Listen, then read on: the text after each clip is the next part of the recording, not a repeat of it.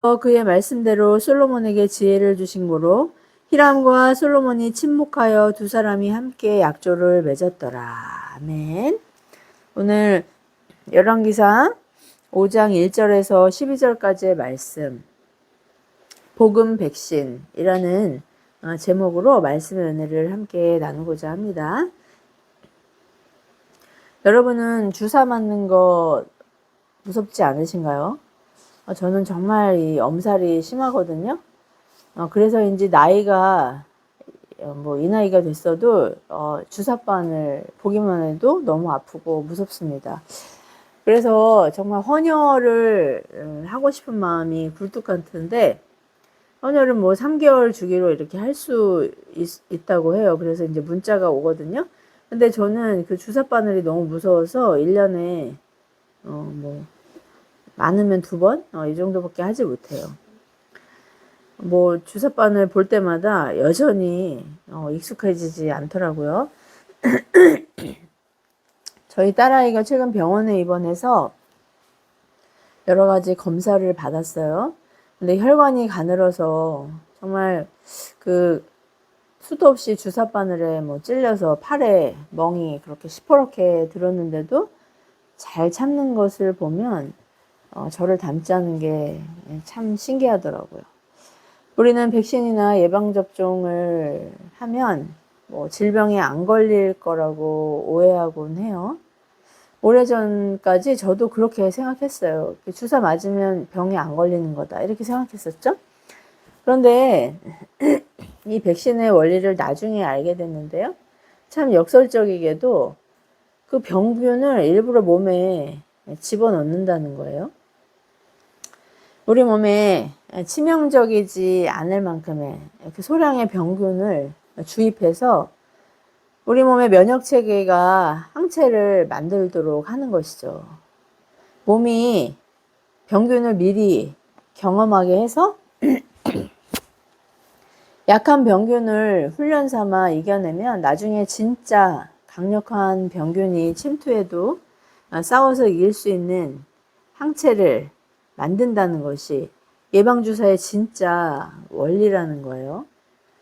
물론 이제 주사 맞고 나면 으실으실 감기 기운처럼 오한도 있고 열도 있고 그렇지만 좀 아픈 것 같지만 결국은 치명적인 병의 후유증이나 사망에서 사람을 살리는 과정이라고 할 수 있는 것이죠. 참 신기하지 않나요? 아이를 키워보신 분들은 아시겠지만요. 아이가 주사를 맞으러 갈 때 정말 기가 막히게 알아채고 앙탈을 부리지 않습니까? 저희 집은 첫째와 막내는 울음끝도 짧고 그렇게 주사 맞을 때도 그렇게 앙탈을 부리지 않았는데, 둘째 녀석은 저처럼 엄살도 심하고 주사에 대한 거부 반응이 좀 남달랐어요. 얼마나 고집이 세고 발버둥이 심했는지 간호사 선생님을 발로 걷어차는 통에 남편과 제가 그 아이의 팔과 다리를 짓누르다시피 해서 그래서 겨우 주사를 마칠 수 있었죠. 그때 아이의 표정과 눈물은 그냥 자기를 해치려는 줄로 그렇게 오해하면서 정말 공포에 질린 모습이었거든요. 그 모습을 바라보면 참 안쓰럽다가도 이게 다 너 살리려고 하는 거야, 그렇게 말해주고 싶어서 정말 이렇게 웃음이 나오기도 했습니다. 18세기 후반 에드워드 제너라는 이 영국의 의사는 소의 피부병인 우두를 사람 몸에 주사하면 당시 치사율이 거의 100%, 아니 치사율이 굉장히 높았고, 또 얼굴이 이렇게 피부에 이렇게 심각한 흔적을 남기는 후유증이 심각했던 천연두에 걸리지 않는다는 것을 발견했어요. 사람에게 치명적이지 않은 그 우두 병균을 이용해 천연두 백신을 최초로 개발한 거예요. 여러분 아시나요? 이 백신의 라틴어가 바로 암소라는 뜻이래요. 그러니까 최초의 백신을 개발한 사람이 이 에드워드 제너라는 사람이었던 것이죠. 그러나 당시 사람들은 이 멀쩡한 몸에 병균을 넣는다는 말을 듣고 정말 미친 짓이라고 거세게 반발했습니다. 여러 우여곡절을 거친 이 천연두나 뭐 소아마비 같은 이런 치명적인 질병들이 99%나 예방되는 획기적인 효과를 백신의 개발로 지금 우리가 누리고 있는 거예요. 사랑하는 성도 여러분, 불완전한 부모인 우리가 자녀를 사랑하는 것과는 비교할 수 없을 만큼 우리를 사랑하시는 완전한 부모이신 그 하나님 아버지께서 고난의 주삿바늘 앞에서 발버둥 치는 우리를 제가 둘째 아이를 바라보는 것처럼 애틋하게 바라보고 계시지 않을까요? 설교를 준비하는데 요즘 저희 가족이 겪는 이 고난 앞에서 주사 안 맞는다고 울고불고 발버둥 치던 이 고집불통의 제 모습을 보면서 문득 둘째 아이의 어렸을 때가 떠올랐어요.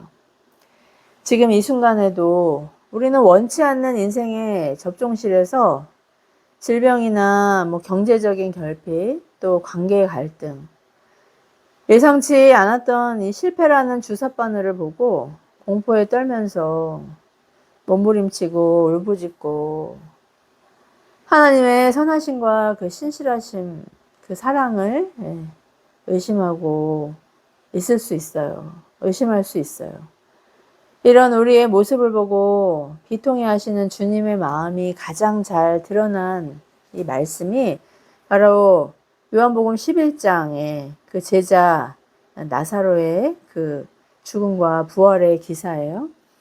이 병은 죽을 병이 아니라 하나님의 영광을 위함이요 하나님의 아들로 말미암아 영광을 받게 하려 함이라고 그렇게 말씀하신 주님의 심정이 바로 하나님 아버지의 마음이라는 것을 우리에게 깨닫게 하시려고 이 말씀을 주신 것이죠. 하나님의 영광을 드린다는 말씀의 의미가 무엇일까요? 우리가 본래의 자리로 돌아가는 것이죠. 하나님과 화목하고 서로 사랑하는 그 인간의 지으신 목적에 부합한 그 자리로 우리를 돌아오게 부르시는 하나님의 확성기라고 기독교 변증가 C.S. 루이스는 고난을 정의하기도 했잖아요. 결국은 어떻게 됐나요? 감사와 찬양으로 하나님을 사랑하는 그 자리로 우리가 돌아가는 것이죠. 하나님 아버지는 예수 그리스도의 대속의 십자가라는 이 참혹한 백신을 예수님께 먼저 그렇게 주입하시고 부활의 생명으로 거듭난 그 예수님의 생명을 우리에게 접종하셨어요. 죽을 줄 알았던 우리가 하나님을 거부하면서 도망가고 발버둥 치던 우리가 예수 그리스도의 부활의 생명으로 거듭나게 되었고 하나님과 화목한 자녀가 되는 회복으로 인도하셨던 것이죠. 지금도 타락한 질서 가운데 놓인 이 땅에서 우리는 고난에 소름 끼치는 주삿바늘의 공포에서 자유롭지 않아요. 하지만 이런 우리에게 죽이시는 고난이 아니라 살리시는 복음을 메시로 접종하고 계시죠. 어떠한 순간에도 하나님의 신실하심과 선하심을 의심하지 않고 기도와 말씀으로 더욱 하나님의 품을 파고드는 저와 여러분 되길 축복합니다. 하나님을 뜨겁게 사랑하는 이 복음의 항체를 가진 그리스도의 제자와 증인으로 회복되게 하실 것을 신뢰하는 담대한 저와 여러분 되길 축복해요. 오늘 우리가 함께 살펴본 이 본문 열왕기상 5장 1절에서 12절은 이스라엘 역사상 가장 찬란한 과업인 이 성전 건축이 시작되는 장면이에요. 하나님께로부터 내 마음에 합한 사람이다 라는 그런 정말 영광스러운 인정을 받았던 다윗 왕은 평생 하나님을 향한 그 뜨거운 사랑을 가슴에 품고 살았어요. 그래서 자신은 화려한 왕궁에 사는데 하나님의 언약궤가 모셔진 이 성막은 한없이 초라해 보여서 너무 안타까웠던 것이죠. 이런 이유로 그는 하나님을 위해 성전을 짓겠다는 소원을 갖게 돼요. 하지만 하나님은 다윗에게 어쩌면 뭐 깊은 상처가 될 만한 그런 거절의 말씀을 하셔요. 너는 전쟁을 많이 치렀고 피를 많이 흘렸기 때문에 내 이름을 위해서 성전을 건축하지 못하리라. 하지만 여러분, 사실 그 전쟁은 하나님이 허락하신 그 이방 땅을 심판하는 정복 전쟁이었어요. 그럼에도 다윗의 삶의 궤적이 이 전쟁과 폭력과 피해 역사였기 때문에 거룩한 성전을 짓기에 적합하지 않다고 말씀하신 것이죠. 그러나 다윗은 하나님의 이 거절 앞에서 서운해하거나 뭐 책임정하거나 불평하지 않았어요. 도리어 겸손하게 하나님의 뜻에 순종했죠. 그리고 자신의 뒤를 이어 왕이 될 아들 솔로몬의 이름의 뜻이 그 평화의 사람이라는 그런 의미잖아요. 그러니까 그 평화의 사람인 솔로몬이 성전을 지을 수 있도록 최선을 다해서 건축에 필요한 자원을 정말 평생에 걸쳐 준비하죠. 마침내 솔로몬이 왕위에 오르고 이스라엘은 이 전무후무한 번영을 누리게 돼요. 솔로몬은 아버지 다윗 왕의 뜻을 따라서 성전 건축에 착수합니다. 이때 등장하는 사람이 오늘 우리가 본문 1절에서 만난 바로 두로왕 히람이에요. 두로왕 히람이 평생 다윗을 사랑했다고 1절에서는 그렇게 기록하고 있죠. 그는 다윗의 아들인 솔로몬이 왕이 되었다는 소식을 듣고 즉시 신하들을 보내 축하해요. 이런 그에게 솔로몬은 메시지를 보내서 성전 건축에 필요한 그런 목재인 레바논의 백향목과 잣나무와 기술자를 보내달라고 요청하죠. 히람이 다윗에게 가졌던 이 사랑, 아하브라고 하는 이 사랑이나 또 솔로몬의 성전 건축을 적극적으로 돕겠다는 그런 태도는 과연 순수한 신앙적 동기였을까요? 엄밀히 말하면 그 동기는 인간적인 이해관계와 득실을 계산한 비즈니스였습니다. 당시 솔로몬의 이스라엘은 고대 근동에서 막강한 군사력과 경제적인 부를 자랑하는 강대국이었어요. 해양무역 중심국인 이 두로의 히람 왕 입장에서는 강력한 이웃나라인 이스라엘과 우호적인 관계를 유지하는 것이 이 자국의 안보와 경제에 절대적으로 유리했기 때문에 서로에게 윈윈하는 이 치밀한 계약관계를 맺은 것이었죠. 우리 역시 인간관계를 심지어 둘이 하나 되라고 하신 이 하나님의 창조 섭리 위에 세워지는 결혼관계도 이런 식으로 왜곡하고 있는 것은 아닐까요?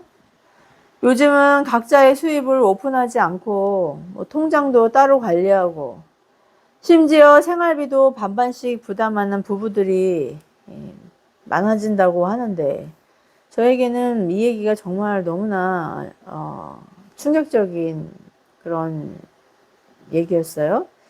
교회는 어떨까요?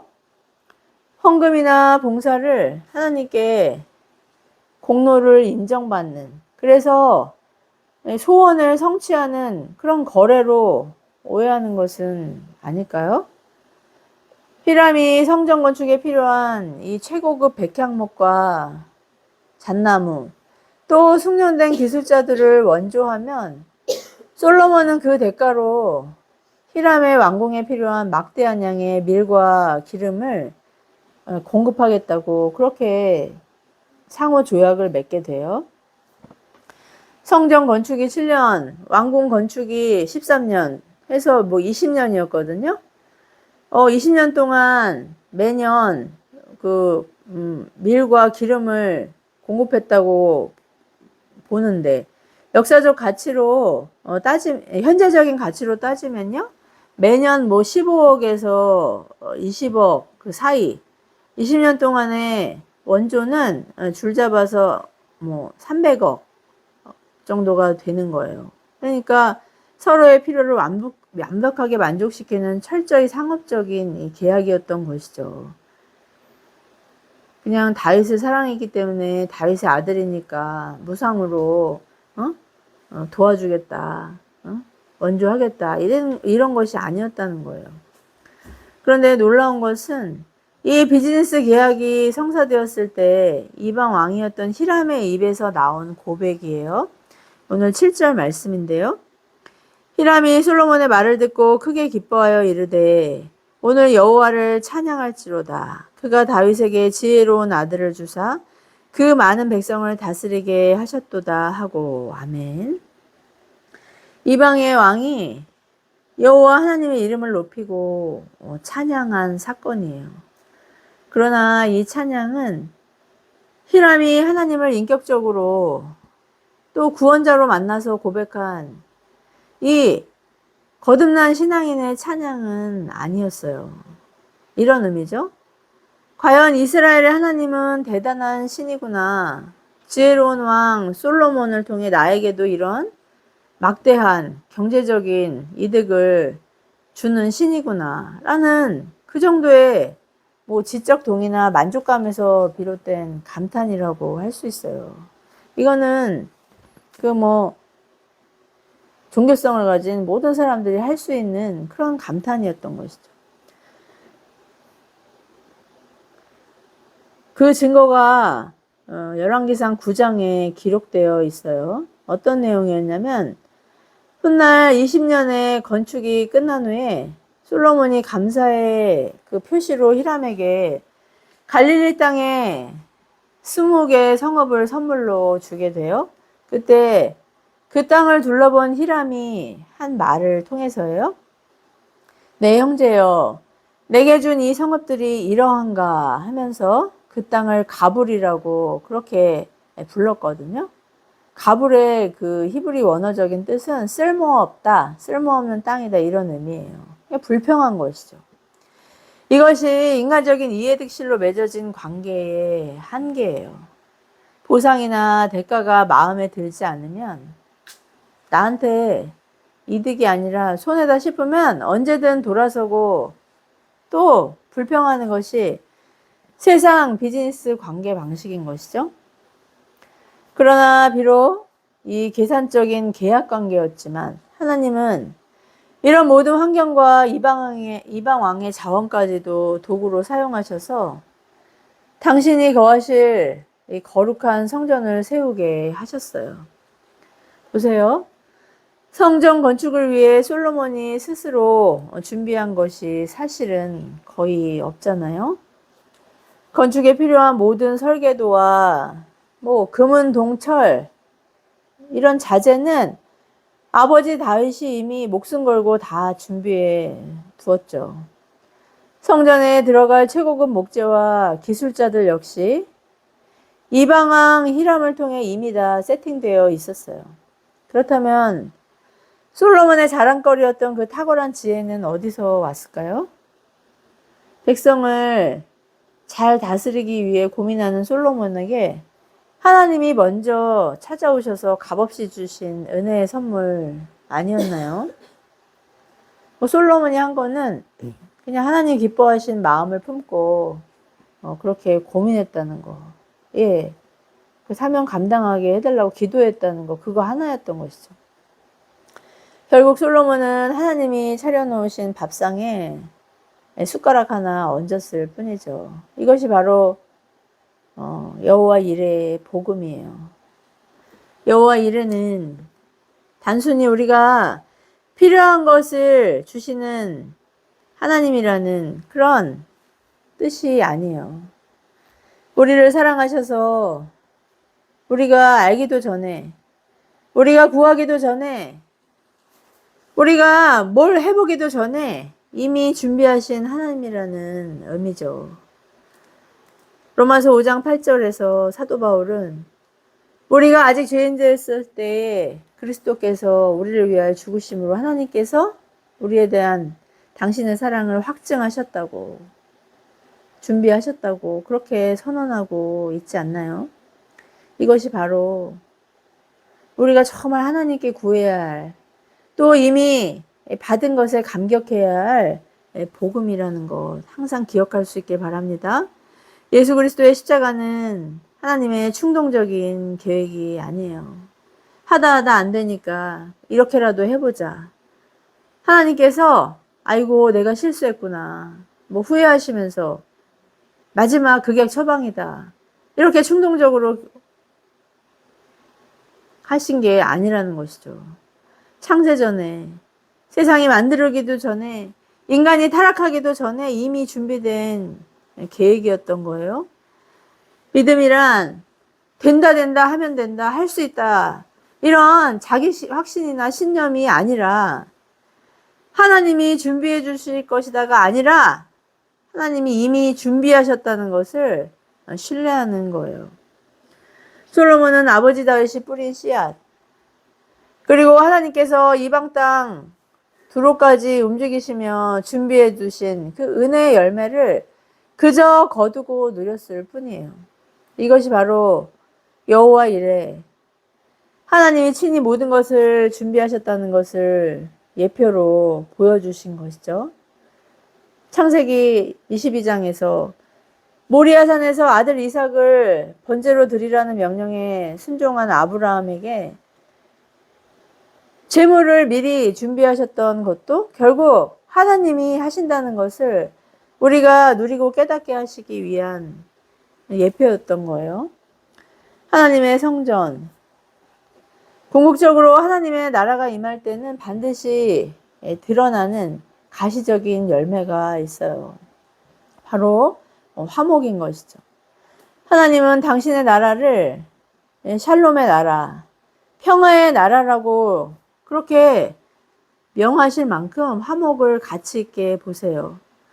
독생자 예수 그리스도께서 하나님을 떠난 죄인들의 땅에 오신 이유도 바로 죄로 인해 하나님과 원수되었던 우리를 하나님과 화목하게 하시려고 스스로 화목제물이 되셔서 십자가에서 피 흘려 죽으신 그 성육신 사건 아니겠어요?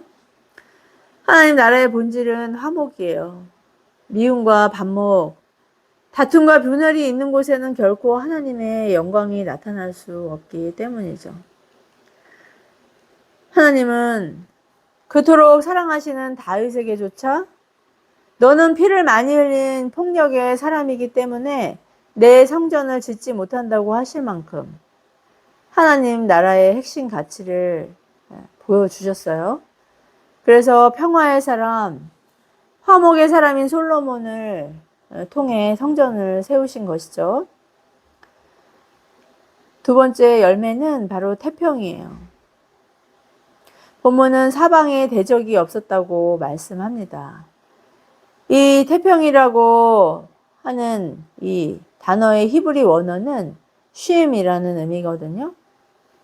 하나님의 성전, 하나님의 임재는 이렇게 전쟁이 없는 쉼과 안식을 누리는 곳이라는 의미죠.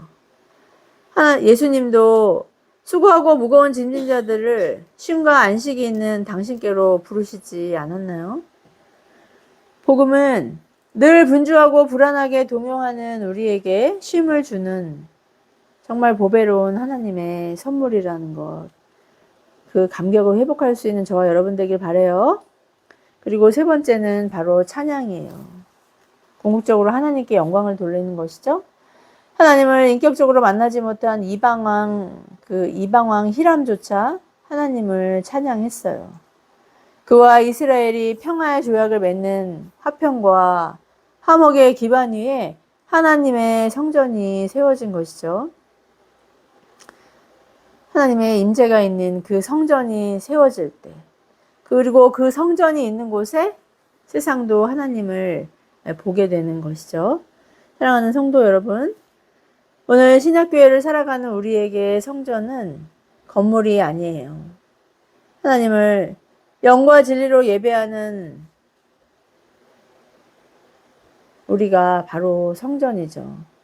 주님은 불결하고 흠 많은 우리에게 당신의 생명을 주셔서 하나님이신 성령께서 거하시는 성전이 되게 하셨죠.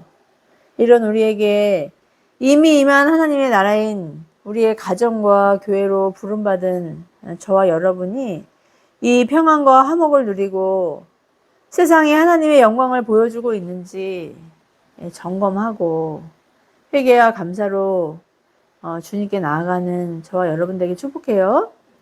예수님은 하나님과 원수되었던 우리를 하나님과 또 서로와 화목해 하시려고 이 땅에 오셨습니다. 예수 그리스도의 피로 구원받은 지체들이 모인 교회가 만약 이 화목을 잃어버린다면 어떻게 될까요? 서로를 비난하고 끼리끼리 편을 가르고 반목하고 너희는 서로 사랑하라. 그리하면 너희가 내 제자인 줄 세상이 알리라고 하신 그 주님의 명령을 우리의 삶으로 증거하지 못한다면 세상은 결코 교회인 우리를 통해 살아계신 하나님을 볼 수 없어요. 당연히 하나님께 영광 돌릴 수도 없겠죠. 아무리 화려하고 세련된 예배당에서 자주 모이고 정말 근사한 예배를 드린다고 해도 우리 안에 화목이 없다면 그곳은 영혼을 살리는 또 회복시키는 성전이 아니라 그냥 종교시설에 불과해요. 죄인들을 하나님과 화목케 하시려고 친히 십자가에서 당신의 몸을 찢으시고 죽으시고 부활하신 주님의 그 처절한 사랑을 보여주지 못한다면 그곳은 하나님의 영광을 받으시는 진정한 성전이 될 수 없기 때문이에요. 왜냐하면 세상은 건물보다 우리의 예식보다 우리가 서로 사랑하는지를 먼저 보기 때문이죠. 그래서 하나님은 화목을 잃어버리고 마음이 이기심으로 그렇게 굳어버린 우리가 죽지 않도록 치명적인 죄와 죽음의 불치병에 걸리지 않도록 부득이하게 우리가 정말 그렇게 무서워하는 이 고난이라는 백신을 놓아주실 때가 있어요. 질병이나 경제적인 위기, 관계의 갈등과 또 원치 않는 실패라는 주사바늘로 우리를 아프게 찌르시는 것이죠. 주사바늘은 보기만 해도 너무나 공포스럽지 않습니까? 소리 지르고 발버둥 치고 울부짖고 몸부림치게 돼요. 그러나 사랑하는 성도 여러분, 기억하시길 바라요. 이 고난은 우리를 죽이시려는 독약이 아니라는 걸요. 더 건강하고 아름답고 완전한 그리스도의 몸을 이루게 하시려는 하나님의 거룩한 이 복음 백신이라는 것을 확신할 수 있길 바라요. 최근 저희 가정도 이런 백신 처방을 받았잖아요. 그동안 불만과 불평, 반목과 미움으로 서로를 정죄하고 있었어요. 하나 되고 연합하는데 힘쓰기보다 헤어질 결심으로 반목하는 날이 부지기수였죠. 그러던 차에 정말 예상하지 못한 때에 사랑하는 가족의 질병이라는 주사바늘을 만나게 되었죠.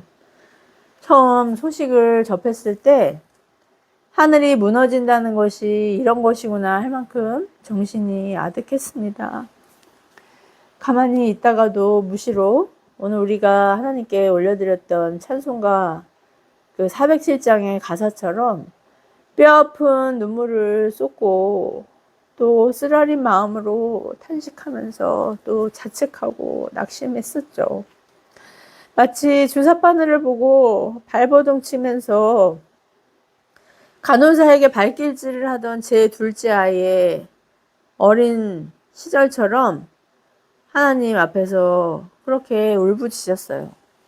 그러나 시간이 지날수록 그 고통의 백신이 주님의 몸 되신 교회인 우리 가족 안에 들어오자 놀라운 역사가 일어났어요. 그동안 서로에 대한 비난과 또 이기심에서 비롯된 이 미움의 그 병균들이 복음의 백신이라는 항체에 무력하게 된 것이죠. 서로를 헤아리게 되고 용서하게 되고 관용하게 되고 기꺼이 헌신하겠다는 열정의 그 화목함이 우리를 치유하고 있는 거예요. 처음에는 슬픔으로 낙심했지만 시간이 흐를수록 이 고난은 우리 가정과 교회를 더 건강한 그리스도의 몸으로 세우시려는 하나님의 자비로운 손길임을 확신하게 됩니다. 고난을 통해 비로소 우리 가정 안에 하나님이 예비하신 샬롬의 화목이 회복되는 것을 목격하고 있지 않나요? 사랑하는 성도 여러분, 낙심하지 맙시다. 하나님은 지금 우리의 영혼과 가정과 교회를 더 강하고 거룩하고 아름답게 세우시기 위해서 강력한 은혜의 항체를 그렇게 만들고 계시기 때문이에요. 아멘. 우리는 살면서 이루고 싶은 것도 너무 많고 가지고 싶은 것도 참 많아요. 그러다 보니 여호와 일에 준비하시는 하나님의 성물을 내가 원하는 물질이나 성취를 받아내기 위한 그런 비장의 무기쯤으로 남용할 때가 얼마나 많습니까? 그러나 오늘 본문을 비롯해서 성경 전체를 통해서도 알 수 있듯이 하나님은 이미 가장 귀한 것, 정말 최고의 것을 우리에게 주셨어요. 시편 23편 고난의 달인이었던 이 다윗의 내 잔이 넘치나이다 라는 고백으로 하나님을 찬양할 수밖에 없도록 그렇게 넘치도록 이미 주셨습니다. 이 세상 그 무엇과도 바꿀 수 없는 가장 복되고 고귀한 예수 그리스도의 생명, 그 생명을 우리를 위해 창세전에 예비하셨고 또 만나게 하셨고 또 주님을 우리의 주인과 구주가 되게 하셨죠. 주님의 십자가의 보혈을 통해 하나님과 화목한 자녀가 되는 권세를 주셨어요. 지금 이 시간도 백신의 고통 앞에서 몸부림치는 우리 안에 성령께서 함께 하시면서 환경을 초월한 하늘의 신령한 평안을 누리게 하시지 않나요?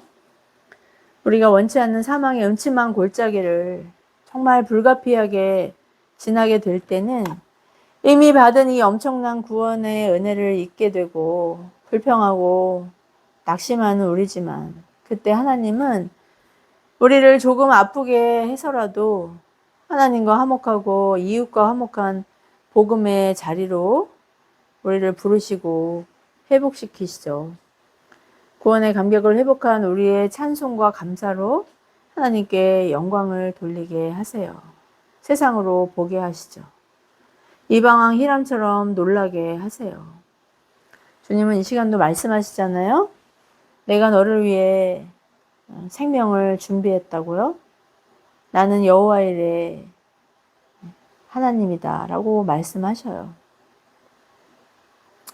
하나님은 우리에게 허락하신 인생의 이 고난의 백신을 통해 내 안에 불신함과 불순종, 미움의 병균이 마르고 사라지고 있다는 것을 확신하고 내가 있는 이 자리를 화목과 찬양과 또 평안으로 채워 하나님께 영광 올려드리는 저와 여러분 되기를 예수 그리스도의 이름으로 축복합니다. 기도하시겠습니다. 자비로우신 하나님 아버지, 하나님 나라가 이미 임하였고 또 그 이미 임한 하나님 나라의 화목과 평안과 또 찬송을 누리게 하신 그 은혜 안에서 우리가 원치 않는 고난과 또 어려운 가운데 있지만 이 기쁨, 이 은혜 잃어버리지 않고 정말 침노하는 자 열정으로 하나님의 품을 기도와 말씀으로 더욱 파고들 수 있도록 이 시간 성령 충만으로 우리를 인도하여 주시옵소서.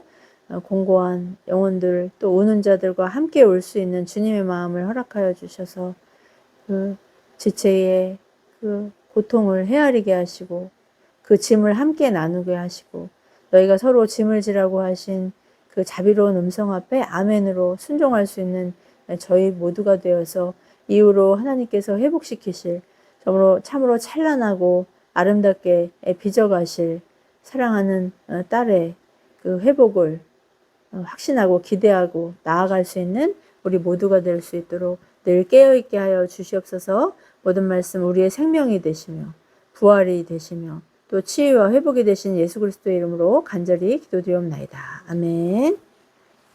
찬송가 210장입니다.